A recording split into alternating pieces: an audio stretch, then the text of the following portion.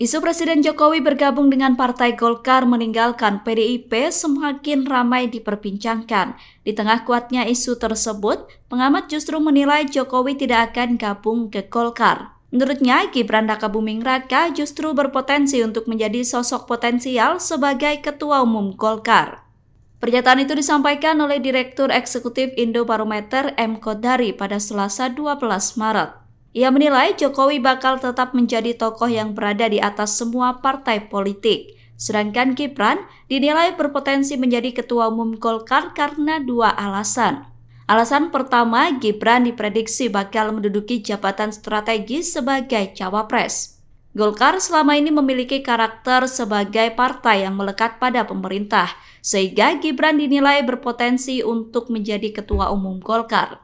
Alasan kedua, Golkar berorientasi pada anak muda karena pemilihnya berasal dari kalangan muda. Oleh karena itu, Gibran dinilai menjadi sosok paling pas sebagai pemimpin Golkar untuk menggait tokoh-tokoh muda. Kodari menilai jika Golkar dipimpin anak muda, elektoralnya akan naik signifikan di masa depan. Pasangan nomor urut 2 Prabowo Subianto dan Gibran Rakabuming Raka dinyatakan menang di Jawa Tengah mengalahkan Ganjar Pranowo dan Mahfud MD. Hal itu terungkap dalam rekapitulasi perolehan suara nasional Pilpres 2024 di KPU pada Senin 11 Maret kemarin. Kemenangan Prabowo Gibran di kandang banteng itu disebut tidak lepas dari pengaruh Presiden Jokowi. Perolehan suara itu merupakan bukti bahwa pengaruh Jokowi mengalahkan pengaruh Megawati Soekarno Putri. Pernyataan itu disampaikan oleh pengamat komunikasi politik dari Universitas Esa Unggul Jamiluddin Ritonga pada Selasa 12 Maret. Ia menilai besarnya suara Prabowo Gibran di Jawa Tengah tidak lepas dari peran Jokowi. Menurut Jamiluddin, Jokowi lebih diterima warga Jateng ketimbang Ganjar atau bahkan Megawati. Jamiluddin menilai hal itu terjadi karena Jokowi selama menjadi presiden kerap berkunjung ke Jawa Tengah. Kunjungan Jokowi ke Jateng dinilai bisa diterima warga dengan sukacita, bahkan membekas hingga masa Pilpres. Sehingga ketika warga Jateng mengetahui Jokowi mendukung Prabowo Gibran, maka mereka mengalihkan dukungan dari Ganjar Mahfud ke pilihan Jokowi. Adapun Prabowo Gibran memperoleh lebih dari 12 juta suara di Jawa Tengah. Sementara Ganjar Mahfud mendapatkan hampir 8 juta suara, sedangkan Anies Muhaimin memperoleh lebih dari 2 juta suara. Kubu Ganjar Pranowo dan Mahfud MD menyatakan bakal membawa Kapolda sebagai saksi sengketa Pilpres 2024 di Mahkamah Konstitusi. Kapolda dijadikan saksi sengketa Pilpres itu menuai kritikan keras. Langkah itu dinilai menimbulkan kegaduhan publik. Pernyataan itu disampaikan oleh Koordinator Komrad Pancasila, Antoni Yuda pada Selasa 12 Maret. Antoni mengatakan langkah itu merupakan hal ngawur karena bisa memecah belah Polri. Menurut Antoni, pernyataan Kapolda jadi saksi justru menarik Polri ke dalam politik praktis. Sebelumnya, Wakil Ketua Tim Hukum Ganjar Mahfud Henry Yosodiningrat mengatakan pihaknya akan membawa seorang Kapolda untuk jadi saksi sengketa Pilpres. Politisi PDIP itu mengklaim pihaknya memiliki bukti adanya aparat desa yang dipaksa polisi untuk memilih paslon tertentu. Tak hanya Kapolda, tim hukum Ganjar Mahfud juga akan mengajukan sejumlah ahli dalam sengketa Pilpres di MK. Download Tribun X sekarang, menghadirkan lokal menjadi Indonesia. Usung Anies Baswedan dan Muhaimin Iskandar dalam Pilpres 2024, PKS menciptakan sejarah di Sumatera Barat. Untuk pertama kalinya PKS menang dalam pemilihan umum legislatif 2024 tingkat Provinsi Sumatera Barat. PKS mengalahkan partai-partai besar seperti Gerindra, PDIP, dan Golkar.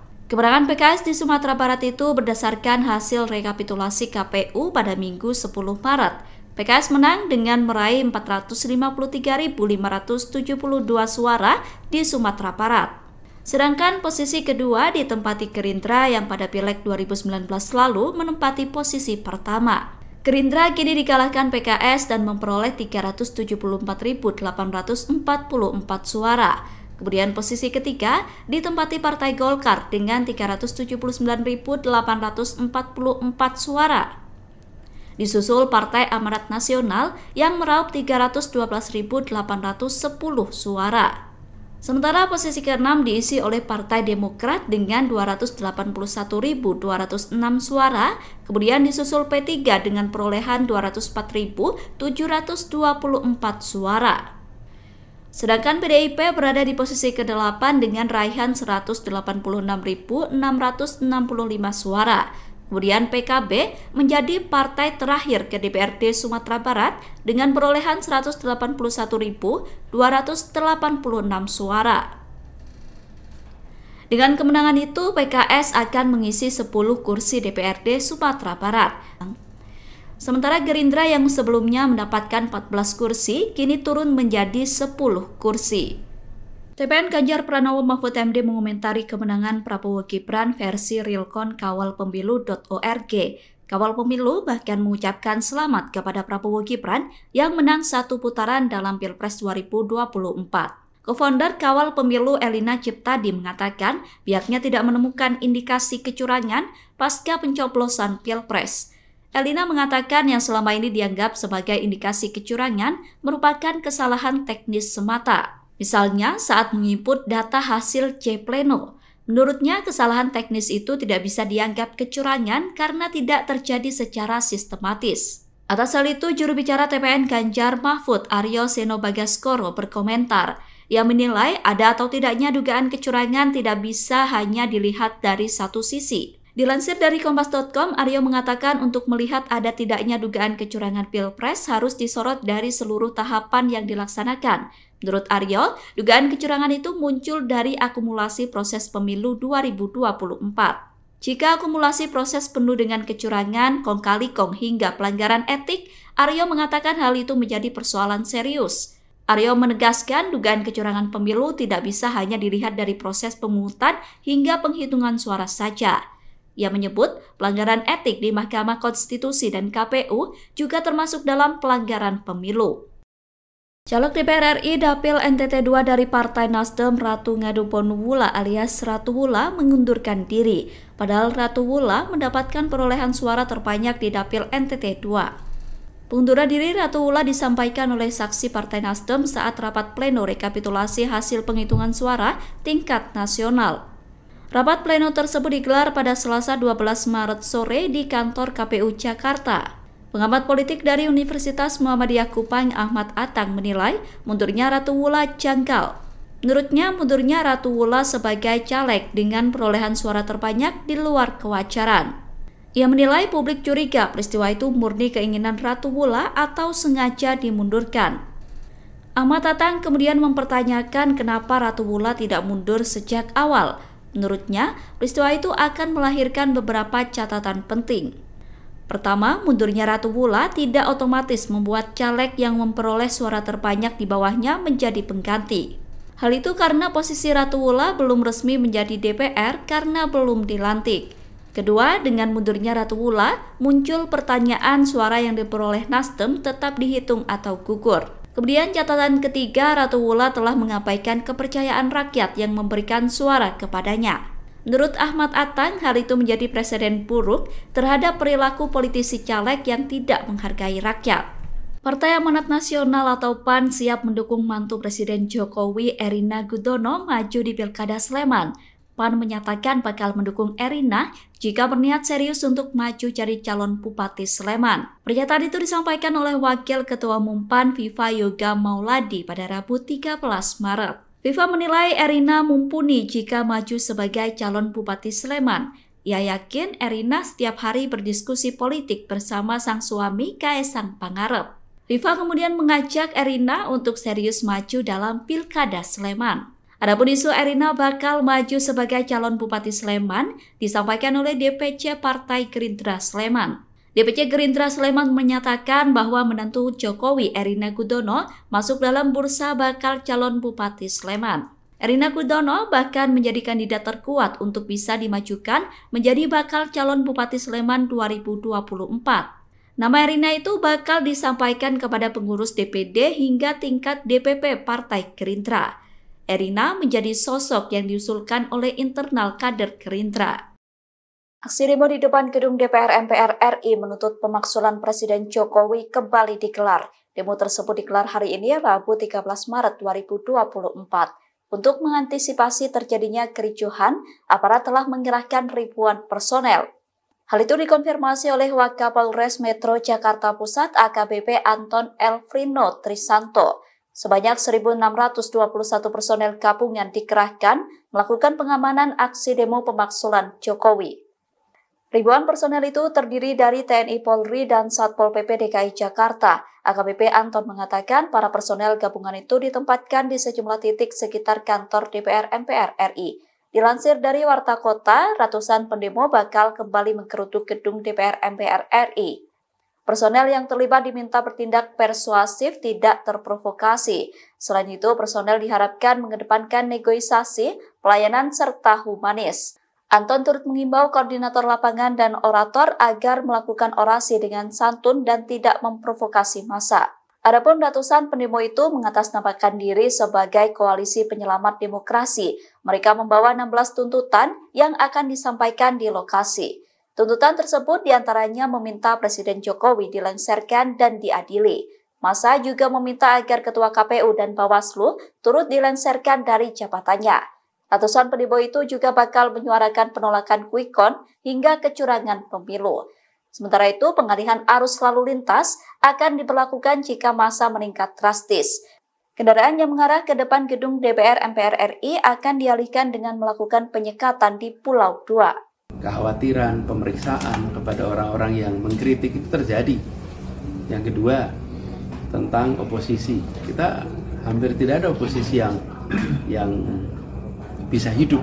Capres nomor urut 1 Anies Baswedan mengomentari soal kemunduran demokrasi di Indonesia. Menurut Anies, demokrasi di Indonesia perlu dikoreksi untuk bisa menjadi demokrasi yang baik. Pernyataan itu disampaikan Anies seusai menghadiri diskusi Jakarta Foreign Correspondent Club di Jakarta Selatan Rabu 13 Maret. Anies menyebutkan ada 3 hal yang membuat demokrasi di Indonesia mengalami kemunduran. Salah satunya adalah tekanan kepada partai oposisi pemerintah.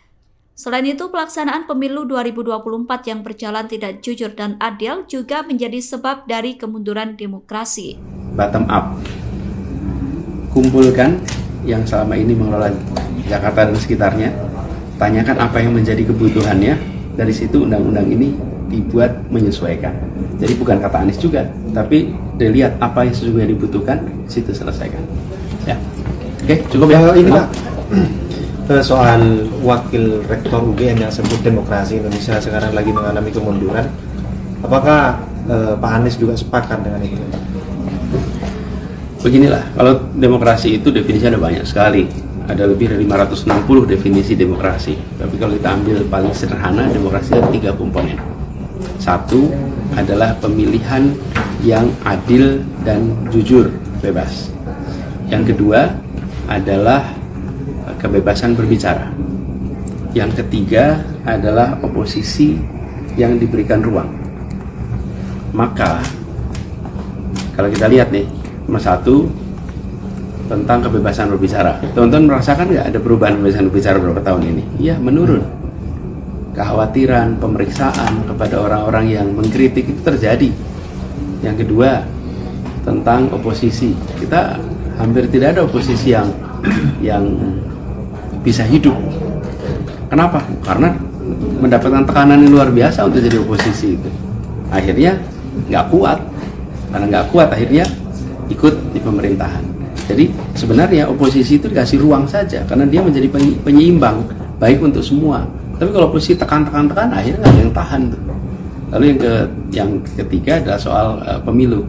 Nah, pemilu yang bebas dan adil, kemarin sudah berlangsung pemilunya, tapi bebas dan adilnya masih menjadi pertanyaan nih. Dan itu mungkin yang dikatakan oleh teman-teman di sana. Jadi saya melihat pada 3 kriteria itu, demokrasi kita harus banyak koreksinya untuk bisa menjadi demokrasi. Komisi Pemilihan Umum buka suara terkait mundurnya caleg Nasdem Ratu Ngadu Bonubula alias Ratu Wula peraih suara terbanyak di Dapil NTT. Anggota KPU RI Agus Melas mengatakan bahwa KPU baru sekedar menerima surat pengunduran diri dari perwakilan Partai Nasdem. Pernyataan itu disampaikan Agus pada Rabu 13 Maret di kantor KPU Republik Indonesia, Jakarta Pusat. Agus mengatakan pihaknya tidak langsung merespon surat pengunduran diri tersebut. Hal itu karena ada mekanisme yang harus dilalui sebelum memutuskan. Ia menegaskan harus ada pengkajian sebelum memutuskan pengunduran diri caleg. Mas, kalau mengenai caleg yang Nasdem di NTT, Mas, update-nya gimana tuh, Mas? Apakah nanti KPU ada pertimbangan untuk tidak ada menerima pengunduran diri, Mas?